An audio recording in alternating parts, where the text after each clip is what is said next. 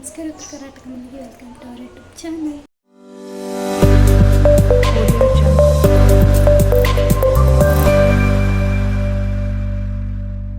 ಇವತ್ತಿನ ವ್ಲಾಗ್ ಏನಪ್ಪ ಅಂತಂದ್ರೆ ಅವಲಕ್ಕಿ ಮತ್ತು ರವೆಯಿಂದ ಪಡ್ಡು ಮಾಡೋದು ಅಂತ ತೋರಿಸ್ತೀನಿ. ಬರೀ ಮಾಡೋಣ. ಮೊದಲಿಗೆ ಒಂದು ಬೋಗಣಿ ತೊಗೊಂಡು ಅದಕ್ಕೆ ಸೂಜಿ ರವೆ ಅಂದರೆ ಸಣ್ಣನ ರವೆ ತೊಗೋಬೇಕು. ಸಣ್ಣನ ರವೆ ತೊಗೊಂಡು ಅವಲಕ್ಕಿನೂ ಸೇರಿಸ್ಕೋಬೇಕು. ಅವಲಕ್ಕಿ ಸೇರಿಸ್ಕೊಂಡಾದ್ಮೇಲೆ ಮೊಸರು, ಹುಳಿಯಾಗಿರೋ ಮೊಸರು ಆದರೂ ಪರವಾಗಿಲ್ಲ, ಫ್ರೆಶ್ ಮೊಸರು ಆದರೂ ಪರವಾಗಿಲ್ಲ ಹಾಕ್ಕೋಬೇಕು. ಇನ್ನೂ ಹುಳಿ ಮೊಸರು ಇದ್ದರೆ ಇನ್ನೂ ಚೆನ್ನಾಗಿ ಟೇಸ್ಟ್ ಬರ್ತದೆ. ಆಮೇಲೆ ಹಾಕ್ಕೊಂಡು ಚೆನ್ನಾಗಿ ಕಲಿಸ್ಕೋಬೇಕು. ನೋಡಿರಿ ಇಲ್ಲಿ ಚೆನ್ನಾಗಿ ಕಲಿಸ್ಕೊಳ್ತೀನಿ. ಕಲಿಸ್ಕೊಂಡಾದ್ಮೇಲೆ ಮುಚ್ಚಿಬಿಟ್ಟು ಒಂದು 10 ನಿಮಿಷ ನೆನಿಲಕ್ಕೆ ಬಿಡಬೇಕು. ನೋಡಿರಿ ಎಷ್ಟು ಚೆನ್ನಾಗಿ ನೆಂದದ. ಈ ಥರ ನೆನಿಬೇಕು.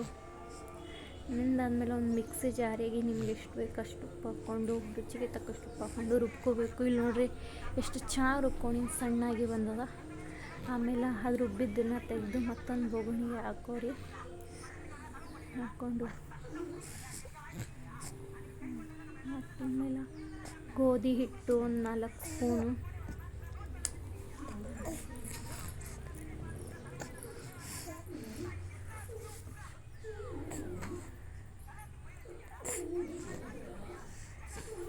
ಹಾಗೆ 4 ಸ್ಪೂನ್ ಅಕ್ಕಿ ಹಿಟ್ಟು ಹಾಕ್ಕೋಬೇಕು.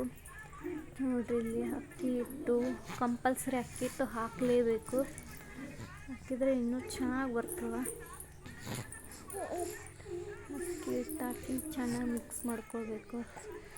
ಆಮೇಲೆ ಇನ್ನೊಂದು ಬೋಗಣಿ ತೊಗೊಂಡು ಅದಕ್ಕೆ ಎಣ್ಣೆ ಮತ್ತು ಕಡಲೆಬೇಳೆ ಹಾಕ್ಕೋಬೇಕು. ಆಮೇಲೆ ಈರುಳ್ಳಿ ಹಾಕ್ಕೋಬೇಕು. ಈರುಳ್ಳಿ ಹಾಕ್ಕೊಂಡು ಫ್ರೈ ಮಾಡಿ ಆಮೇಲೆ ಕೊತ್ತಂಬರಿ ಹಾಕ್ಕೋಬೇಕು. ಒಂದು ಸ್ವಲ್ಪ ಕೊತ್ತಂಬರಿ ಹಾಕ್ಕೊಂಡು ಚೆನ್ನಾಗಿ ಫ್ರೈ ಮಾಡಬೇಕು. ಆಮೇಲೆ ಅದೇನು ಹಿಟ್ಟು ಕಲಸಿಟ್ಟಿರ್ತೀವಲ್ಲ ಅದಕ್ಕೆ ಪಾಣಿ ಹೊಡಿಬೇಕು. ನೋಡಿರಿ ಪಾಣಿ ಹೊಡೆದು ಚೆನ್ನಾಗಿ ಕಲಿಸ್ಕೋಬೇಕು.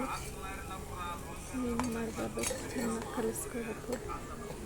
ಕಲಿಸ್ಕೊಂಡ್ಮೇಲೆ ನೋಡಿರಿ ಇಲ್ಲಿ ದೋಸೆ ಹಿಟ್ಟು ಬಂದಂಗೆ ಬರಬೇಕು. ನೋಡಿರಿ ಎಷ್ಟು ಚೆನ್ನಾಗಿ ಬಂದ. ಆಮೇಲೆ ಪಡ್ಡು ಹಂಚು ತೊಗೊಂಡು ಪಡ್ಡು ಹಾಕ್ಕೊತ ಹೋಗಬೇಕು.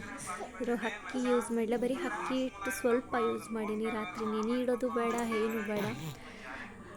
ದಿಢೀರಂತ 5 ನಿಮಿಷದಲ್ಲೇ ರೆಡಿ ಆಗ್ತು ನೋಡಿರಿ ಪಡ್ಡು. ಫೈನಲಿ ನೋಡಿರಿ ನನ್ನ ಪಡ್ಡು ರೆಡಿ ಆಗೋಯ್ತು.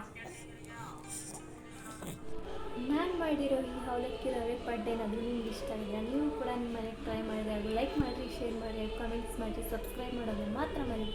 Thank you so much.